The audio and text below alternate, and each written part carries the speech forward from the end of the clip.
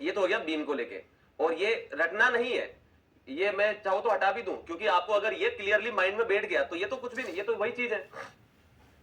तो अभी रटने की एक भी चीज आपको नहीं बोली है कि रटिएगा, अभी आपको आगे 3-4 फॉर्मूले वो ध्यान रखने, बाकी सारा अगर आप समझ लोगे तो बन जाएगा। बड़ा आसान सा छोटा सा सब्जेक्ट है। चलिए, so this is all about the beam.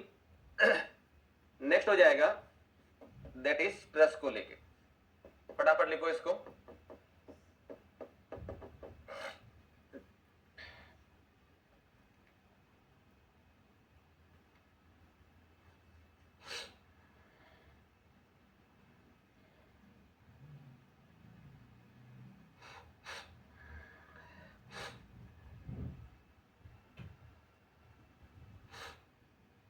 Anuj, beam में 2 और 4, 2 और 4 क्या है बेटा? अनुज 2 और 4 क्या है? बीम में 2 और 4 क्या है, ये बता दीजिए, मैं इसका आंसर बता देता हूं।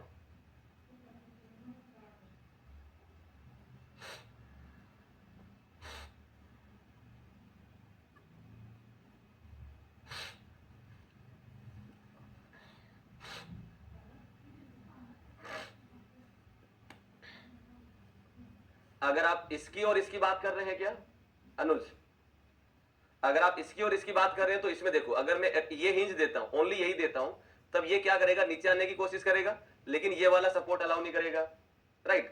तो मैं, है ना, ये तो अलाउ कर रहा, लेकिन ये वाला पोर्शन रोटेट नहीं होगा। तो जैसे मैंने एक हिंज और दे दिया तो ये और ये मेंबर अब क्या कर जाएंगे, रोटेट कर जाएंगे। अनुज, सर बीम को अनस्टेबल बनाना ही क्यों है? क्या बात, sufficient number of hinges for unstable, that's, हाँ, तो ये क्लियर हो गया अनुज, ठीक है। और ये तो एक इंच देने से ये मेंबर रोटेट कर जाएगा, इसमें भी एक इंच देता हूं तो ये भी रोटेट कर जाता है, ये भी रोटेट अलाउ करता है, तो एक इंच से ये रोटेट कर जाना है, अनस्टेबल होना है। अब कुलदीप कह रहा है कि सर इसको हिंज बनाते ही क्यों है, बनाना ही क्यों है? मत बनाओ, किसने कहा बनाओ, मत बनाओ, लेकिन आंसर तो ये नहीं है, ये तो खैर मजाकिया चीज है, आप जानते हैं, है ना, थोड़ा मुस्कुराना रहते हैं, मुस्कुराते रहना चाहिए। हाँ, आंसर है कुलदीप का, देखिए अभी हम आगे टॉपिक करेंगे स्टैटिक इनडिटरमिनेसी, और स्टैटिक इनडिटरमिनेसी में हमारे पास, मैं चूंकि कुलदीप ने पूछा तो उसका आंसर मैं यहीं पे थोड़ा सा बता देता हूं, आगे वो इसको मैं डिस्क्राइब करूंगा। सपोज करिए मेरे पास में यहाँ पे कोई बीम है, और अगर मैंने यहाँ पे, नहीं अभी नहीं, तो अगर मैं यहाँ पे रिएक्शन लगाता हूं तो यहाँ पे रिएक्शन जो आएगी मेरे पास में क्या होगी, ये 6 रिएक्शन आती है, आती नहीं आती जनरल लोडिंग के रिस्पेक्ट में कुलदीप? तो अगर मैं यहाँ पे इसका ds देखता हूं तो ds क्या हो जाएगा, Re माइनस आर, Re होता है number of reaction, unknown reaction 6 reaction हो गई। इन 6 का वैल्यू निकालने के लिए 3 इक्विलिब्रियम इक्वेशन मेरे पास में है, तो मैं 3 तो माइनस कर देता हूं, तो टोटल कितना बच गया, 3 बच गया, ये 3 बच गया, इन दोनों को मैं सोल्व करेंगे तो 3 बच जाता है, यानी कि 3 अननोन और बचे हुए। तो 6 रिएक्शन में से 3 का वैल्यू तो हम लोग निकाल चुके हैं, लेकिन 3 अभी और बाकी है, वो पता चलेगी तभी मैं इस बीम का एसएफडी बीएमडी बना पाऊंगा। तो पॉइंट ये आता है कि अगर मुझे इस बीम को इजीली एनालिसिस करना है, सिंपल कैलकुलेशन करनी है ना, और उसको बेटर एनालिसिस करना है, सुनना ध्यान से, to make the simple calculation better analysis, तब हम क्या करते हैं कि इसमें इंटरनल हिंजेस अज्यूम कर लेते हैं कि भाई हमने यहाँ पे एक हिंज लगा दिया, तो जैसे हिंज लगाता हूं तो भी मेरे पास में एक एडिशनल इक्वेशन मिल गई, जिसका यूज मैं इन 3 का वैल्यू, जो बचा हुआ 3 है उसका वैल्यू निकालने में कर सकता हूं। ये 3 तो इक्विलिब्रियम इक्वेशन है, अब एक इक्वेशन आपको एक्स्ट्रा और मिल गई, इसका भी यूज कर सकते हैं, तो ये क्या हो जाएगा, तो मैं -1 कर दूं क्योंकि ये और मिल गई, एक हिंज और दे देता हूं तो ये एडिशनल एक और मिल गई, तो -1 और कर दो, एक और दे देता हूं तो ये क्या हो जाएगा, यहां पे हो जाएगा दैट इज -1, यानी कि ये हो जाएगा BME = 0, तो ये बन गया। अब यहां पे आंसर क्या बन गया, 0 बन गया, 6 -3 -1 -1 तो अगर मैं इंटरनल हिंजेस अगर प्रोवाइड करता हूं तब उस केस में डिग्री ऑफ स्टैटिक इनडिटरमिनेसी रिड्यूस हो जाता है, नंबर ऑफ अननोन्स का वैल्यू कम हो जाता है, और जितना कम अननोन रहेगा उतना ही आसान होगा उस बीम को एनालिसिस करना और उसका आंसर निकालना। तो कुलदीप, तुम्हारे क्वेश्चन का आंसर ये है कि हम जो है अनस्टेबल बनाने के लिए हिंजेस नहीं देते हैं, स्ट्रक्चर को अनस्टेबल बनाने के लिए हिंजेस नहीं देते हैं, हम हिंजेस इसलिए देते हैं ताकि उसमें इनडिटरमिनेसी को रिड्यूस किया जा सके, माने अननोन वैल्यू को रिड्यूस कर सके। ठीक है कुलदीप, अगर आपने अब इसको एनालिसिस करने का मतलब ये रहा कि अब अगर मैंने ये 3 हिंजेस दे दिए तो उससे मेरे पास डीएस तो 0 बन गया, मतलब कोई अननोन बचा नहीं, इसका वैल्यू निकल आएगा। बट मेरे साथ प्रॉब्लम क्या खड़ी हो गई, प्रॉब्लम ये खड़ी हो गई कि मेरे पास में ये वाला पार्ट अब अनस्टेबल बन गया, तो ये अनस्टेबल नहीं होना चाहिए, ये अनस्टेबल नहीं होना चाहिए। तो क्लियर हो गया। तो हम हिंजेज उतने ही देंगे कि स्ट्रक्चर की स्टेबिलिटी पे फर्क ना पड़े, स्टेबल बना रहना चाहिए। बट उसको स्टेबल रखने के लिए, स्टेबल रखना चाहते हैं तो हम लोग ये देख लेते हैं कि अगर मैंने इतनी हिंजेस दे दी तो अनस्टेबल बन जाएगा, अगर उससे कम देता हूं तो स्टेबल है बट अननोन कम है। तो अगर मैं यहां पे ये हटा दूं, ये वाला हिंज हटा दूं, तो मेरे पास अननोन कितना बचा 1। एक अननोन का वैल्यू निकालो, स्ट्रक्चर स्टेबल भी है और कैलकुलेशन भी आसान हो गई। कौन था ये, कुलदीप, ठीक है बेटा जी, एवरीवन क्लियर। तो हम स्ट्रक्चर को अनस्टेबल बनाते नहीं है, क्योंकि अनस्टेबल स्ट्रक्चर कभी बनता नहीं है, कभी बनता नहीं है और ना ही उसको बनाया जाता है, राइट। और हिंजेज इसलिए दिए जाते हैं ताकि हम लोग उसका डीएस रिड्यूस कर सकें, यानी कि अननोन रिएक्शंस का वैल्यू कम कर सकें, कैलकुलेशन को सिंपल कर सकें, एनालिसिस इजी करने के लिए हम लोग हिंजेज देते हैं। किसका डाउट था ये, कुलदीप का। चल तो ये चीज हो गई, हालांकि इसको आगे मैं लिखाऊंगा भी सही जब हम लोग डीएस और डीके में फॉर्मूले लिखेंगे। क्लियर हो गया एवरीवन, यस और नो।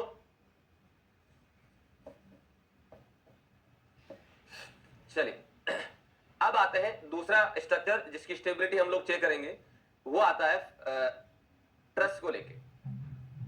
तो ट्रस के लिए अगर हम बात करें तो क्या होता है, देखिए ट्रस के लिए अगर मैं देखता हूं तो ट्रस के अंदर बेसिक ट्रस जो रहता है, आपका मैकेनिक्स हो चुका है तो ट्रस के बारे में आपको काफी हद तक आइडिया है और आपका वो वाला पोर्शन खत्म भी हो चुका है वहां पे। तो देखते हैं, तो ये आपके पास में बेसिक ट्रस है जिसमें 3 मेंबर होते हैं, क्लोज लूप का होता है एंड ट्राइंगल क्लोज लूप रहता है। इसमें फर्दर एक्सपांशन के लिए 2 मेंबर चाहिए होते हैं। हम ये जानते हैं कि ट्रस के अंदर जो है वो एक्सियल फोर्स कैरी होता है, तो भाई मेरे पास में ट्रस के मेंबर में यानी कि हर जगह जो है वो 2 ही अननोन रह सकते हैं, बेंडिंग मोमेंट इस पे 0 रहेगा। यहाँ पे 2 अननोन रह सकते हैं, यहाँ पे 2 अननोन रह सकते हैं। तो हर एक जॉइंट पे 2 अननोन आ सकते हैं। अब मान लीजिए मेरे पास में 5 जॉइंट है या 6 जॉइंट है, मान लेते हैं 5 जॉइंट है, तो टोटल अननोन कितने हो गए, 5 जॉइंट है तो टोटल अननोन हो गए मेरे पास 2 इंटू जे, तो कितने हो गए 2 इंटू 5 माने 10 अननोन हो गए, 10 अननोन हो गए। इन 10 अननोन के लिए हमारे पास में इक्विलिब्रियम इक्वेशन कितनी है, 3 इक्विलिब्रियम इक्वेशन है। अगर मैं 3 इक्विलिब्रियम इक्वेशन है,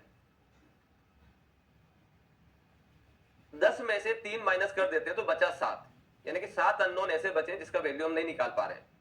अगर 10 में आप 7 मेंबर और लगा देते हैं, 7 मेंबर लगा देते हैं या 7 मेंबर है अगर उसमें, तो ये स्ट्रक्चर आराम से गिवन लोड को ट्रांसफर कर सकता है। आ रहा समझ में भाई, हमने ज्वाइंट काउंट करे तो टोटल हमारे पास अननोन मिले 10 अननोन मिल गए, 10 अननोन आ गए हमारे पास। 3 का वैल्यू हम लोग इक्विलिब्रियम को लेके निकाल लिए, बाकी बचे 7। अब हम मेंबर को काउंट कर रहे हैं, अगर 7 मेंबर हैं तब तो कोई सोचना नहीं है, जितने अननोन बचे हैं वो सारे के सारे मेंबर आराम से कैरी कर लेंगे।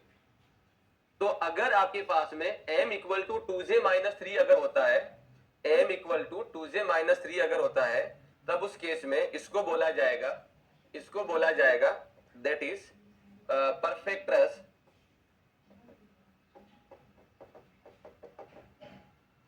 और स्टेबल ट्रस, परफेक्ट और स्टेबल ट्रस। अगर जितने अननोन बचे उतने ही अगर मेंबर हैं तो ये परफेक्ट और स्टेबल ट्रस कहलाई जाएगी। अगर मेंबर कम है बचे हुए अननोन से तो वो कहलाई जाएगी डेफिशिएंट ट्रस। अगर m का वैल्यू लेस देन है 2j-3 से, तब ये कहलाया जाएगा डेफिशिएंट ट्रस, ये कहलाया जाएगा डेफिशिएंट ट्रस और अनस्टेबल ट्रस, ये क्या कहलाया जाएगा, डेफिशिएंट और अनस्टेबल ट्रस। अगर m का वैल्यू ज्यादा है अननोन बचे हुए अननोन से, तब ये कहलाया जाएगा ओवरस्टेबल ट्रस, या रिडंडेंट ट्रस। ठीक है, क्लियर हो गया सबको। तो ट्रस की अनस्टेबिलिटी, इंटरनल अनस्टेबिलिटी हम लोग जो चेक करते हैं वो इस कंडीशन के द्वारा चेक की जाती है, मेंबर और ज्वाइंट को लेके। क्लियर है? तो लिख लीजिए ये।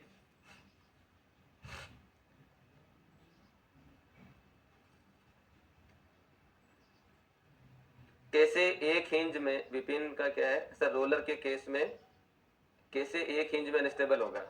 विपिन बेटा रोलर कौन सा लिखे हैं हम लोग? अगर मैं आप इसकी बात कर रहे हैं, कहाँ गया? नहीं इसमें नहीं है।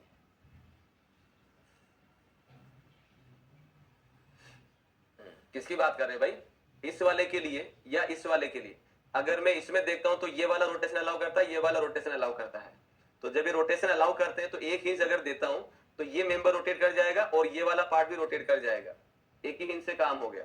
इसमें अगर देखता हूं तो अगर मैंने हिंज दे दिया, इधर फ्री है तो आराम से ऐसे रोटेट कर जाएगा, लाइक दिस, इस तरीके से रोटेट कर जाएगा। इसमें अगर हम देखें तो जैसे ही मैं बीच में हिंज दे देता हूं, ये तो रोटेशन अलाउ करता ही है और ये भी अलाउ, यहां पे हिंज मैंने दे रखा है, तो ये वाला कंपोनेंट और ये वाला कंपोनेंट क्या कर जाना है? रोटेट कर जाना है। चलिए, ट्रस में मैं यहां पे ट्रस के अंदर ये जो 2 इंटू जे, 2 जो मैं अननोन मान रहा हूं, ये अननोन में जो मान रहा हूं, अननोन मान रहा हूं ज्वाइंट ऑफ ट्रस पे, 2 unknown 8 joint of truss, joint of truss member, truss member, यानी कि यहां पे 2 मेंबर जुड़े हैं, 2 मेंबर जुड़े हैं, तो यहां पे हम लोग ये 2 मेंबर इस ज्वाइंट से जुड़े हैं, तो इस ज्वाइंट पे 2 अननोन आ सकते हैं मैक्सिमम। मैं सपोर्ट की रिएक्शन की बात नहीं कर रहा हूं, क्योंकि मैं इंटरनली स्टेबिलिटी को लेके बात कर रहा हूं। ठीक है बेटा? तो अगर किसी के दिमाग में आ रहा है कि रोलर में तो एक ही रिएक्शन आती है, तो भाई टॉपिक का हेडिंग देखो, हम हेडिंग किसकी बात कर रहे हैं? इंटरनल स्टेबिलिटी और इंटरनल मेंबर की बात की जा रही है, सपोर्ट को लेके इसमें कोई बात नहीं कर रहे। ठीक है? इसलिए मैंने यहां पे 2 लिखा है, यहां 2 नहीं लिखा है। अगर मैं यहां 2 लिखता हूं इसका मतलब सपोर्ट रिएक्शन 2 है, जो कि गलत है। लिखिए विशाल, ठीक है बेटा, एंड विपिन। चलो,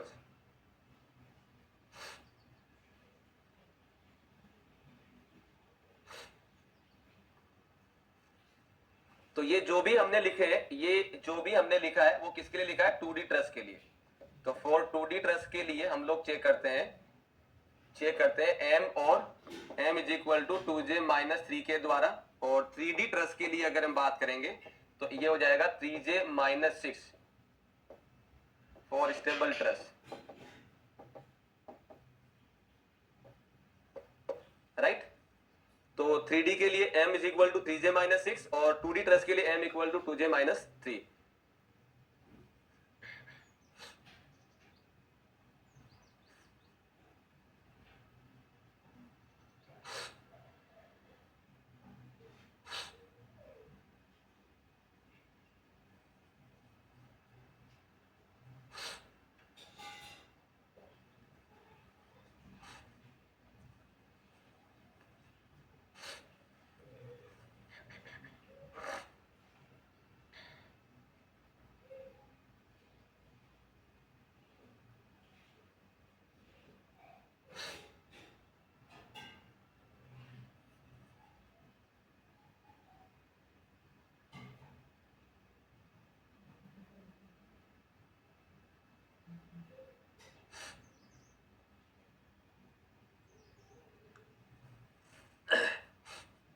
अगर मैं इसमें एग्जांपल अगर देखता हूं तो एग्जांपल में क्या हो जाएगा? Look at this, this is the structure, this is the truss, और आपको ये बताना है कि ये स्टेबल होगा या नहीं।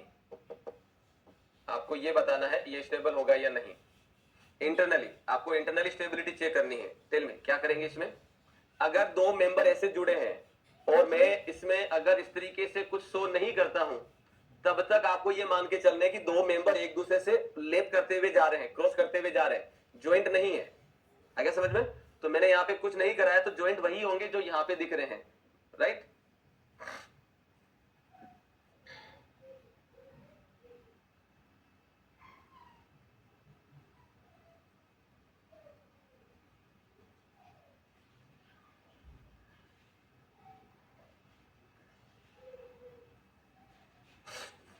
तो इसमें अगर हम चेक करेंगे तो क्या होगा? इसमें अगर हम देखते हैं तो मेंबर हो जाएगा, पहले हम क्या कर लेते हैं, मेंबर काउंट कर लेते हैं। तो मेंबर 1 2 3 4 5 6 7 8 9 10 एंड 11। तो m का वैल्यू मेरे पास में आ जाएगा 11। ज्वाइंट की अगर हम बात करें तो ज्वाइंट हो जाएगा 1 2 3 4 5 6। तो ज्वाइंट का वैल्यू क्या हो जाएगा 6। तो m और j का वैल्यू आप निकाल लीजिए इस तरीके से एंड देन चेक कर लीजिए। चेक करेंगे तो क्या होगा, m और 2j माइनस 3 के बीच में रिलेशन देखना है। तो m का वैल्यू 11, 2 इंटू j कितना है 6 माइनस 3। तो यहाँ पे अगर हम देखें तो ये 11 हो गया, 12 माइनस 3 यानी कि 9 हो गया। तो ये मेरे पास में क्या हो रहा है, m greater than 2j minus 3। इसका मतलब m greater than 2j minus 3 यानी कि ये क्या बन गया, ओवर स्टेबल। ये बन गया ओवर स्टेबल। ये देखो m greater than 2j minus 3 over stable truss. Premdutt गलत है बेटा आपका। अनस्टेबल कहां से बन गया, m less than 2j minus 3 थोड़ी आ रहा है। लेस देन अगर होता तो फिर डेफिशिएंट और अनस्टेबल ट्रस बनता। Over stable.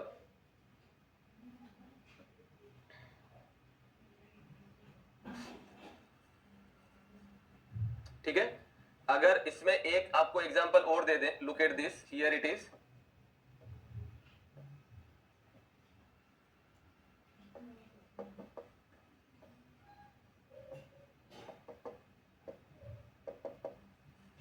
A B C D E F G H I and इसमें हो जाएगा कुछ ऐसे, इस तरीके से। इसमें आपको चेक करना overall stability. Check overall stability. Overall stability. Overall stability का मतलब एक्सटर्नल और इंटरनल दोनों बताना है। एक्सटर्नल और इंटरनल दोनों चेक करके बताना है कि स्टेबल होगा या नहीं।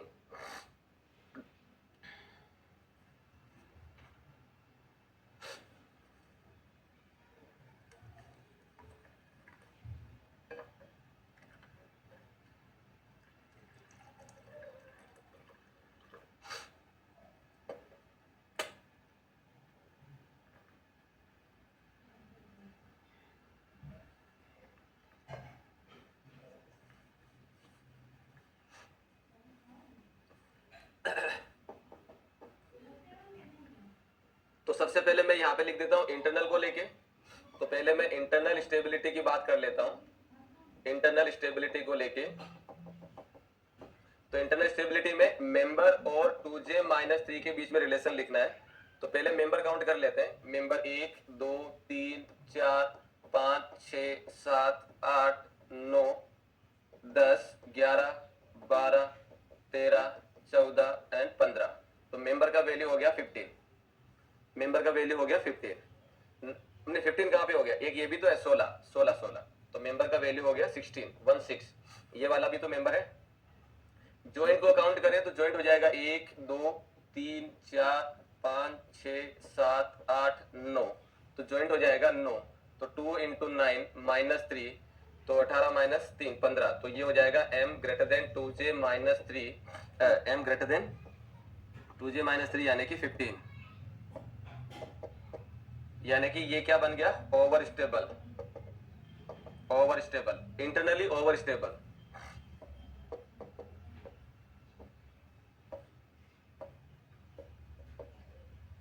इंटरनली ओवर स्टेबल बन गया ये।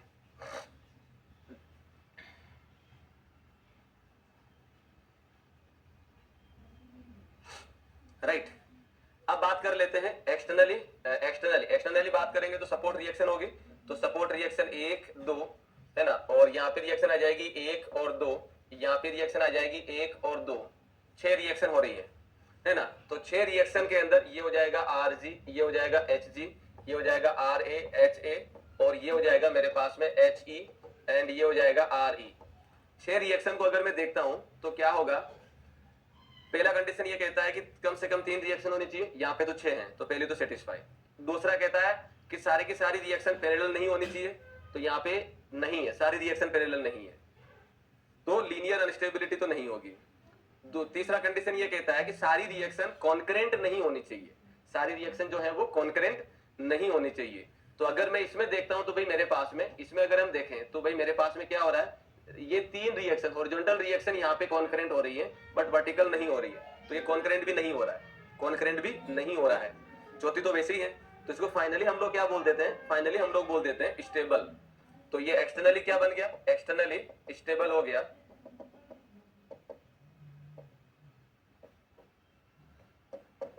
स्टेबल हो गया तो ओवरऑल क्या माना जाएगा, ओवरऑल स्टेबल होगा। तो ओवरऑल क्या हो जाएगा, ये ओवरऑल स्टेबल हो जाएगा। लेकिन अगर मान लो यहां पे रोलर दिया होता, यहां पे अगर मान लेते हैं, अगर आपके पास में इसी डायग्राम, इसी इक्वेशन को अगर मैं यहां पे देखूं, तो मान लीजिए ये का ये डायग्राम मैं वापस बना रहा हूं,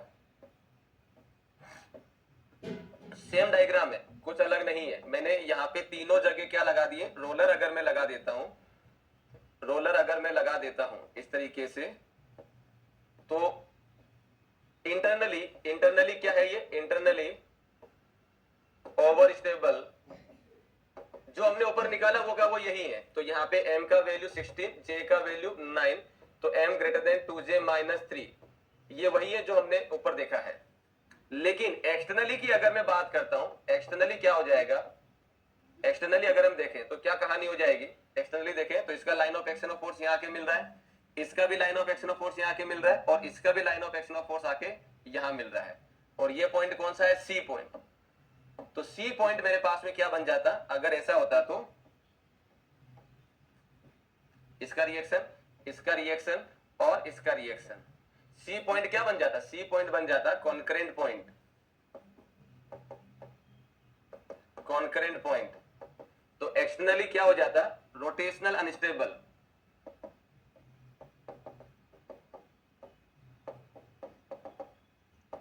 तो ओवरऑल क्या बोलते हैं इसको हम लोग, ओवरऑल, ओवरऑल बोला जाता है इसको अनस्टेबल, ओवरऑल अनस्टेबल ट्रस। तो फाइनली आंसर होता है इसका ओवरऑल अनस्टेबल ट्रस हो जाता। क्लियर है। ओवरऑल स्टेबिलिटी के लिए मैं अभी पॉइंट लिख ही देता हूं मैं, ओवरऑल स्टेबिलिटी के लिए एक्सटर्नल स्टेबल होना मैंडेटरी है, कंपलसरी है। इंटरनली अनस्टेबल है, लेकिन अगर एक्सटर्नली ओवर स्टेबल है तब वो मैनेज किया जा सकता है, बट अगर एक्सटर्नली अनस्टेबल है तब वो मैनेज नहीं किया जा सकता। कैसे, कैसे, तो अगर मैं यहाँ पे मान लो ऐसा कोई आपको एक पिक्चर दूं, मान लेते हैं मेरे पास में ऐसा कोई एक एग्जांपल है, अगर मैं इसमें चेक करता हूं, अगर मैं इसमें चेक करता हूं तो भाई मेरे पास यहाँ पे इस ट्रस के लिए मैं अगर देखता हूं तो क्या होगा, इसके लिए अगर हम देखें तो यहाँ पे एक रिएक्शन, दो रिएक्शन, एक रिएक्शन, दो रिएक्शन, टोटल 4 रिएक्शन हो गई, राइट। तो हमें 3 रिएक्शन कम से कम चाहिए, बट यहाँ पे 4 रिएक्शन है, एक एडिशनल रिएक्शन हमारे पास में है। और मैं अगर m और 2j माइनस 3 में देखता हूं तो m का वैल्यू 2, j का वैल्यू 1 2 3, तो 2 इंटू 3 माइनस 3 कितना हो जाएगा, 2 माइनस 3 6 माइनस 3 3, तो ये हो जाएगा m लेस देन 3, यानी कि एक मेंबर कम है, यानी कि एक मेंबर कम। इसका मतलब क्या हो जाएगा, one member lack, one member lake. Clear है, यानी कि एक मेंबर कम है, बट यहाँ पे एक रिएक्शन ज्यादा है, एक रिएक्शन क्या है, ज्यादा है, तो वो ज्यादा रिएक्शन इस एक मेंबर की कमी को यहाँ पे फुलफिल कर देगी। तो ये ओवरऑल स्टेबल है, ये ओवरऑल स्टेबल है। तो अगर मैं देखता हूं तो क्या होगा, ये हो जाएगा internally, internally unstable by one member, unstable हो गया। और एक्सटर्नली क्या है, ये externally over stable, over stable, over stable का मतलब one reaction more, one reaction more, यहां पर लिख देता हूं मैं one member lack, one member less. तो क्या लिखेंगे, overall stable, overall stable, why stable, because the lack of one member, lack of one member compensate by one extra reaction, one extra reaction. लेकिन अगर कोई ऐसा बनाता है,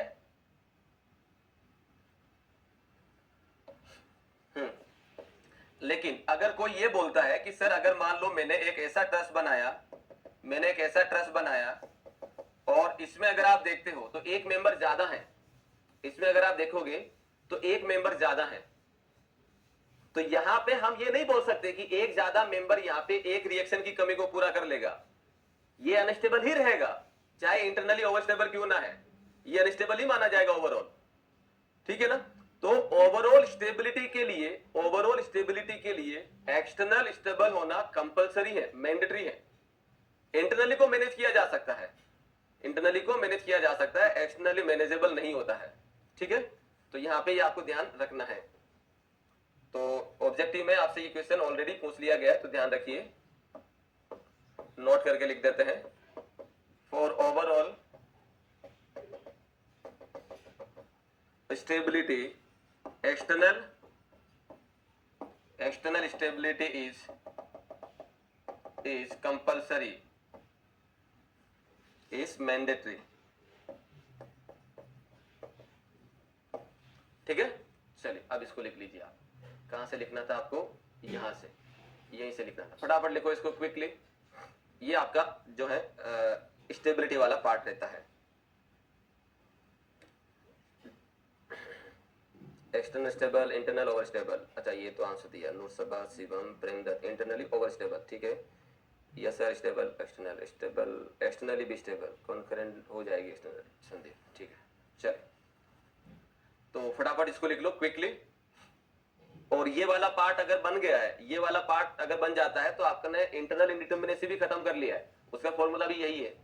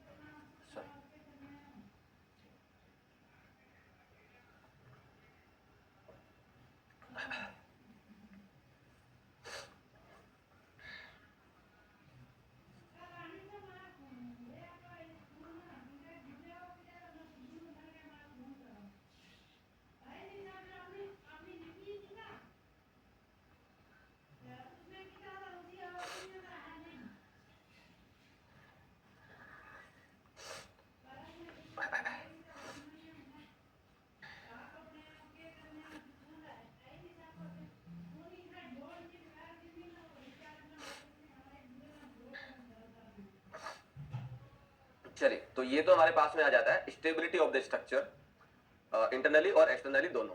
तो जब इंटरनली की बात करेंगे तो हम लोग इंटरनल हिंजेस या इंटरनल ज्वाइंट और ज्वाइंट को लेकर डील करेंगे। जब हम एक्सटर्नल स्टेबिलिटी की बात करेंगे तो सपोर्ट रिएक्शन को लेकर बात करेंगे। दोनों को मिक्सअप नहीं करना है, तो जिसके बारे में बोला जा रहा है उसी को लेकर बात करो। ओवरऑल स्टेबिलिटी अगर देखना हो तो ये ध्यान रखना है कि भाई ओवरऑल स्टेबिलिटी के लिए एक्सटर्नल स्टेबल होना मैंडेटरी है। अगर एक्सटर्नली अनस्टेबल बन जाता है तो उसको इंटरनली चेक करो ही मत, सीधा सीधा अनस्टेबल लिख दो, ठीक है ना। तो ये ध्यान रखिएगा सब लोग।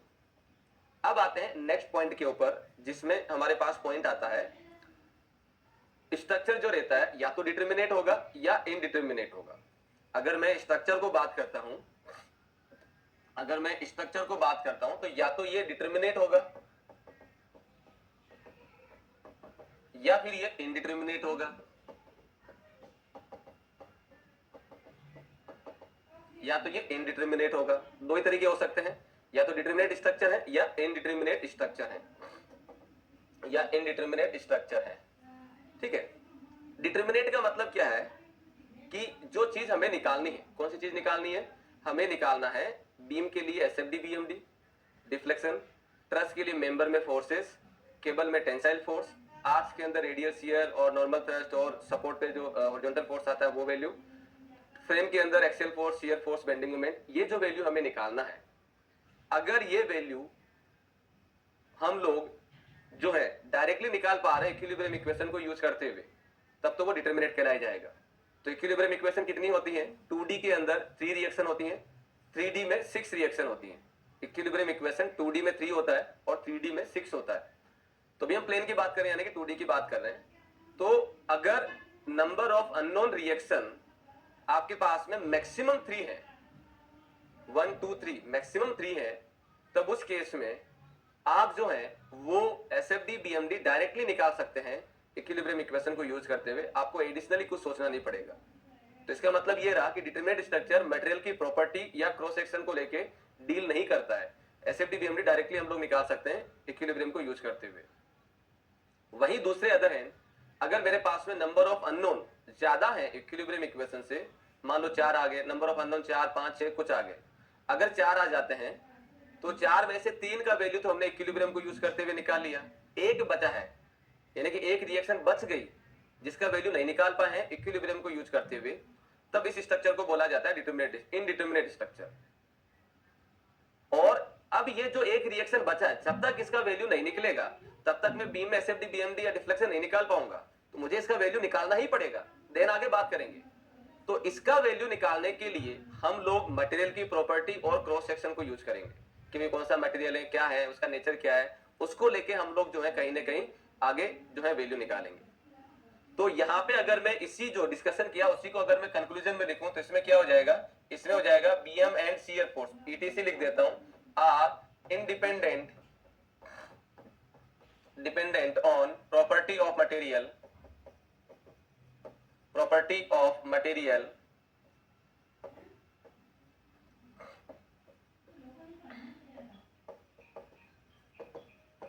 Shear force, bending moment, etc are independent on property of the material. ये मटेरियल की प्रॉपर्टी पे डिपेंड नहीं करते हैं। क्यों नहीं करते हैं? क्योंकि डायरेक्टली हम लोग निकाल सकते हैं।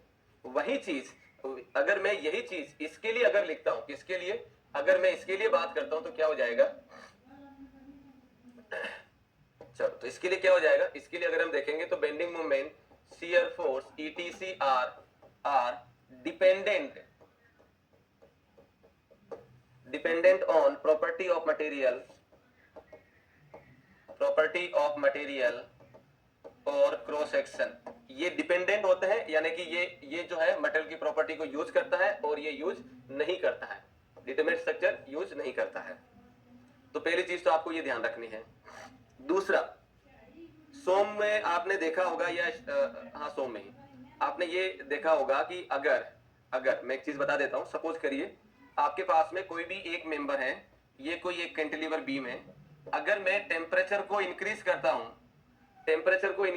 हूं तो मटेरियल की प्रॉपर्टी होती है अपना लेंथ इंक्रीज करना, डायमेंशन को बढ़ा देना, एक्सपांड कर लेना। अगर टेम्परेचर कम करते हैं तो सिकुड़ जाता है, कॉन्ट्रैक्ट हो जाता है। अगर मेंबर फ्रीली अगर मेंबर फ्रीली अगर मूव कर पा रहा है तो उसमें किसी भी तरह का स्ट्रेसेस डेवलप नहीं होगा due to change in temperature. Freely अगर मूव कर पा रहा है तो due to change in temperature no stresses develop. तो डिटरमिनेट स्ट्रक्चर में आपके डिटरमिनेट स्ट्रक्चर जो होता है उसमें किसी तरह की स्ट्रेसेस डेवलप नहीं होती है। किसकी वजह से? इनकी वजह से। तो मैं यहां पे लिख देता हूं, दूसरा पॉइंट हो जाएगा no stress develop, no stress develop due to पहला हो जाएगा due to change in temperature, change in temperature. दूसरा हो जाएगा due to settlement of support, due to settlement of support, settlement of support. और तीसरा हो जाएगा due to lack of fit of member, due to lack of fit of member, due to lack of fit of member. तो इसमें किसी भी तरह की कोई स्ट्रेसेस डेवलप नहीं होगी। जबकि इस वाले के लिए अगर आप बात करेंगे तो क्या हो जाएगा? इस वाले के लिए बात करेंगे तो ये आ जाएगा कुछ ऐसे।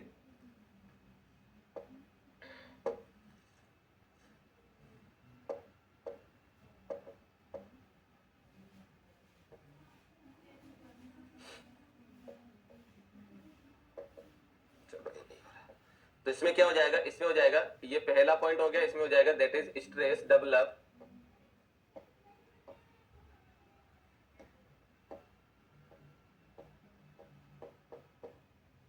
क्या हो रहा है ये?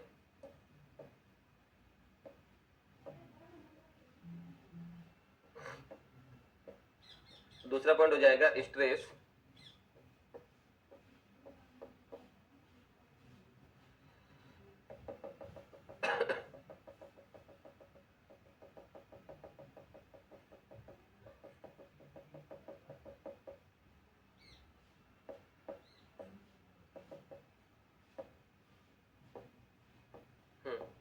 तो इसमें हो जाएगा स्ट्रेस डेवलप ड्यू टू पहला हो जाएगा इसमें change in temperature, change in temperature. दूसरा हो जाएगा due to settlement of support, due to settlement of support. और तीसरा हो जाएगा due to lack of fit of member, due to lack of fit of member. तो ये आपको ध्यान रखना है। इनडिटरमिनेट स्ट्रक्चर में, इनडिटरमिनेट स्ट्रक्चर के अंदर स्ट्रेसेस डेवलप होती हैं चेंज इन टेम्परेचर की वजह से, सेटलमेंट ऑफ सपोर्ट की वजह से और lack of fit of member की वजह से, जबकि डिटरमिनेट में नहीं होता है। बिल्कुल सही सूरज, यहाँ पे थर्मल स्ट्रेस इस वाले में 0 रहेगी। नोट करिए, इसको नोट करिए।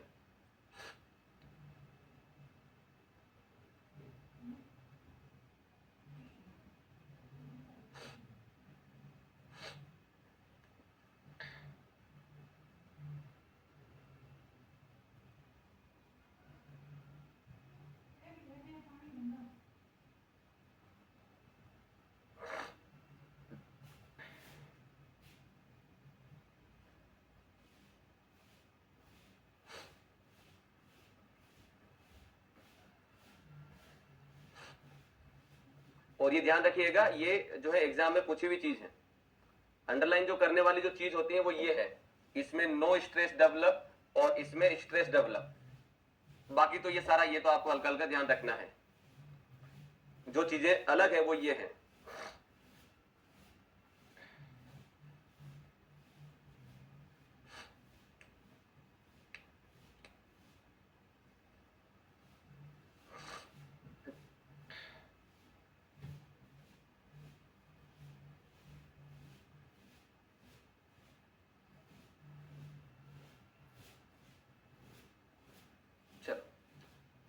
So this is the structure, या तो डिटरमिनेट होगा या इनडिटरमिनेट होगा। फटाफट लिखो इसको क्विक।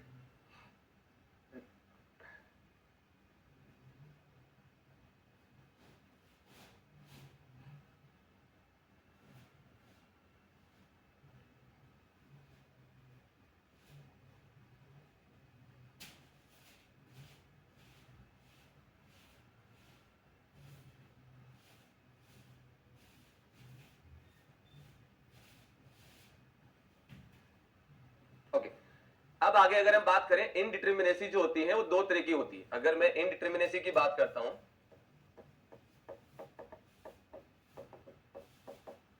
इनडिटरमिनेसी दो तरीके की होती है। एक हो जाएगा स्टैटिक इनडिटरमिनेसी, स्टैटिक इनडिटरमिनेसी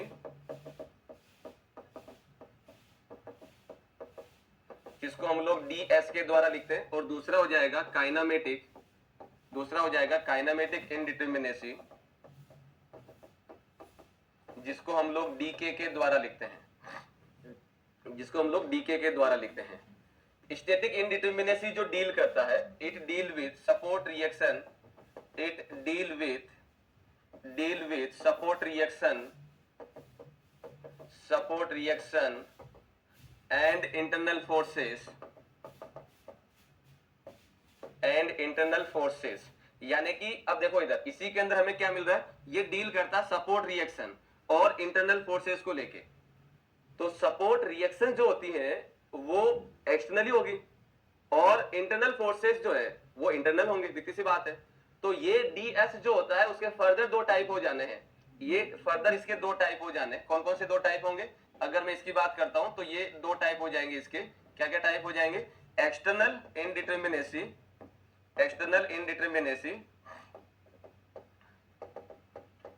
जो लिखा जाएगा DSE, और ये हो जाएगा इंटरनल इनडिटरमिनेसी और ये हो जाएगा DSI। तो भाई इसमें हम लोग सिंपल सी बात जानते हैं, एक्सटर्नल और इंटरनल कैसे पता चला, क्योंकि यहाँ पे लिखा गया कि ये डील करता है सपोर्ट रिएक्शन और इंटरनल फोर्सेस को लेके। तो एक्सटर्नल इनडिटरमिनेसी जो डील करेगी, ये डील करेगी सपोर्ट रिएक्शन को लेके, deal with support reaction only, और ये डील करेगी इंटरनल फोर्सेस को लेके, डील विथ इंटरनल फोर्सेस। तो आपको ये क्लियर आइडिया होना चाहिए कि E और I का मतलब क्या है। E माने एक्सटर्नल यानी कि सपोर्ट रिएक्शन, I माने इंटरनल यानी कि इंटरनल फोर्सेस को लेके, और दोनों ही को हम लोग किसके अंदर बात करेंगे? स्टैटिक इनडिटरमिनेसी में। काइनेमेटिक इनडिटरमिनेसी जो होता है ये डील करता है, देखो सिंपल सी बात है, इसको ऐसे समझो, अगर मैंने हिंज लगाया है, अगर मेरे पास में हिंज है तो इस हिंज के ऊपर मेरे पास जो रिएक्शन आ रही है वो रिएक्शन आ रही है HA और RA। इनको लेके क्या कहानी होगी, इनको लेके क्या कहानी होगी वो बात करेगा DS। इनका वैल्यू कैसे निकालना है या क्या चीज करेंगे वो सारी बात करता है DS। रिएक्शन और फोर्सेस को लेके बात करेगा DS। जो चीज यहाँ पे फ्री है, फ्री कौन सी है? अगर मैं देखता हूं तो थीटा नॉट इक्वल टू 0 यानी कि ये रोटेट कर पा रहा है, तो इसका इसमें कोई रोल नहीं है क्योंकि ये रेजिस्टेंस में नहीं है। इसका रोल क्या है? काइनेमेटिक ये कहता है कि भाई किसी भी जॉइंट पे कितने इंडिपेंडेंट डिस्प्लेसमेंट आपको मिल रहे हैं उसको काउंट कर लो, वही उसी मेंबर का DK होगा।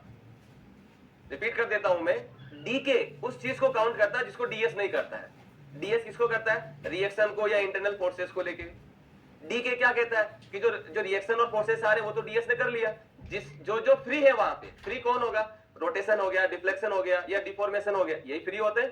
तो जो फ्री है उसको आप मेरे में काउंट कर लो। तो ये डील करता है, ये थीटा वाला, ये थीटा को लेके कौन बात करेगा? इसको लेके बात करता है ये वाला DK। तो it deal with independent displacement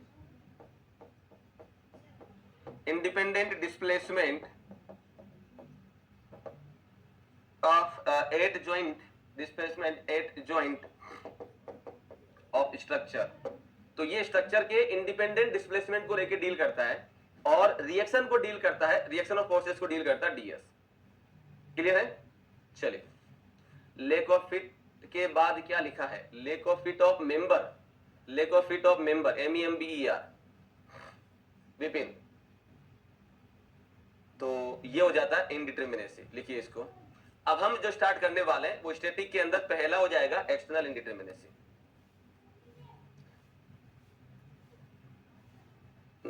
जी सिर्फ सर फिट ऑफ मेंबर का क्या मतलब है नदीम? फिट ऑफ मेंबर का क्या मतलब है बताते हैं। डिटरमिनेट स्ट्रक्चर में थर्मल एक्सपांशन 0 होगा? नहीं, थर्मल एक्सपांशन होगा, थर्मल स्ट्रेसेस 0 होगी। राजन, थर्मल एक्सपांशन होगा, एक्सपांशन और कंट्रैक्शन दोनों होगा, लेकिन थर्मल स्ट्रेस 0 होगी। और वही ऊपर लिखा गया नो स्ट्रेस डेवलप, एक्सपांशन है वहां पे। टिपिन लेक ऑफ फिट के बाद मेंबर लिखा है, सूरज यस, चलिए हाँ ऊपर सूरज ने लिखा तो है थर्मल स्ट्रेस 0 है, दैट्स ओके।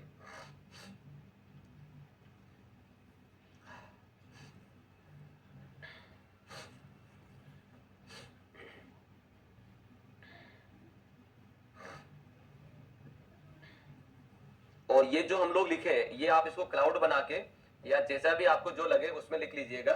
ये आपको आइडिया देता है कि हम क्या करना क्या चाह रहे हैं, चल क्या रहा है। तो चल ये रहा है कि हमें रिएक्शंस आ रही है या डिस्प्लेसमेंट आ रहे हैं, तो किसको किस में काउंट कर रहे हैं, तो रिएक्शन और फोर्सेस डीएस में काउंट कर रहे हैं, डिस्प्लेसमेंट इधर काउंट कर रहे हैं, बस खत्म।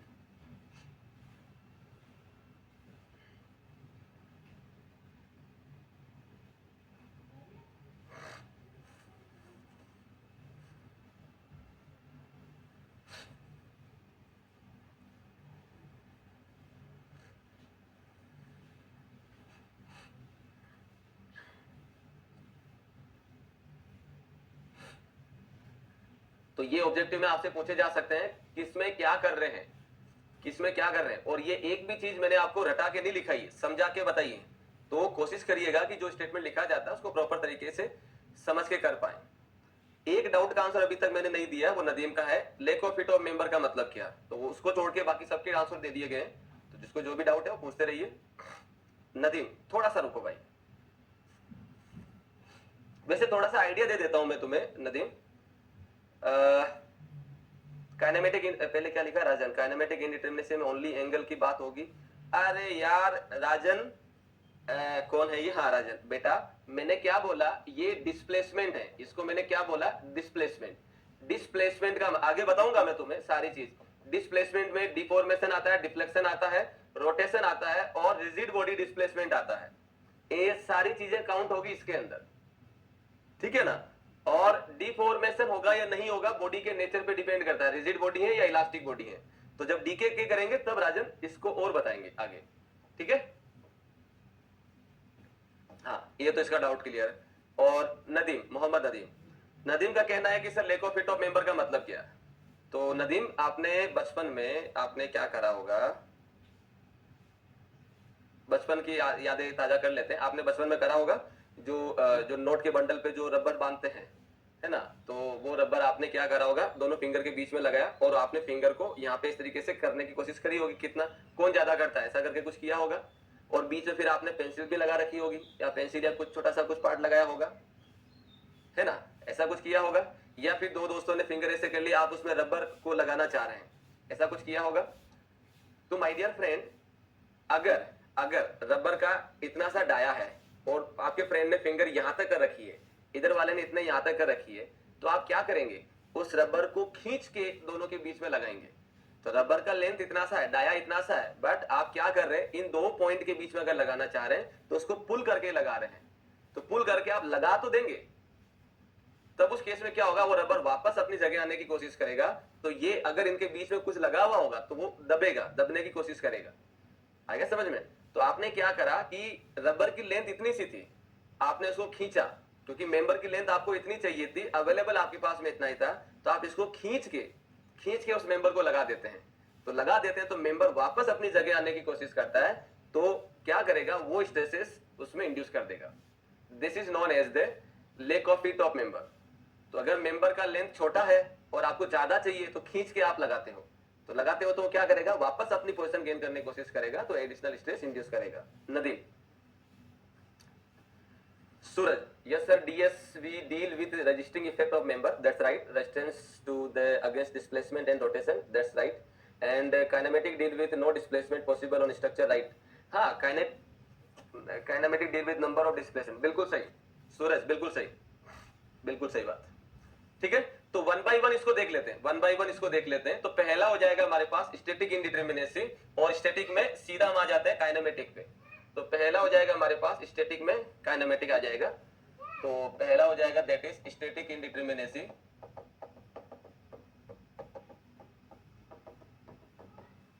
Static indeterminacy that is the DS, और इसमें पहला हो जाएगा काइनेमेटिक, सॉरी काइनेमेटिक क्या है, इसमें पहला क्या हो जाएगा, पहला हो जाएगा external indeterminacy, that is denoted as DSE, that is denoted as DSE। और DSE जो दिया जाता है वो एक्सटर्नली सपोर्ट रिएक्शन को लेके बात करता है। अब इसको कतई मतलब नहीं है कि उस सपोर्ट के ऊपर बीम लगा है, ट्रस लगा है, फ्रेम लगा है, आर्च लगा है या केबल स्ट्रक्चर है। वो सिंपल बात करता है कि रिएक्शन कितनी आ रही है उसको लेके बताओ। तो इसमें क्या हो जाएगा कि DSE जो होता है वो सपोर्ट रिएक्शन को लेके डील करेगा, ऊपर स्ट्रक्चर क्या लगा है उसको जनरली ये बात नहीं करता है, ठीक है ना। तो यहाँ पे जो DSE दिया जाता है वो दिया जाएगा that is RE minus R, जहां पे RE हो जाएगा number of unknown reaction and R हो जाएगा number of equilibrium equation available that can be used, number of equilibrium equation available that can be used। Sir break दे दीजिए, break दे। चलो तो ये लिख के फिर ब्रेक है, 10 मिनट का ब्रेक है and then we will continue the class. और क्लास 8 बजे तक चलेगा, कल मैं आपको बोल चुका हूँ, ठीक है ना। तो हैव ए पेशेंस एंड थोड़ा माइंड सेटअप करके रखिएगा। 10 मिनट का ब्रेक है यहाँ पे। Thank you.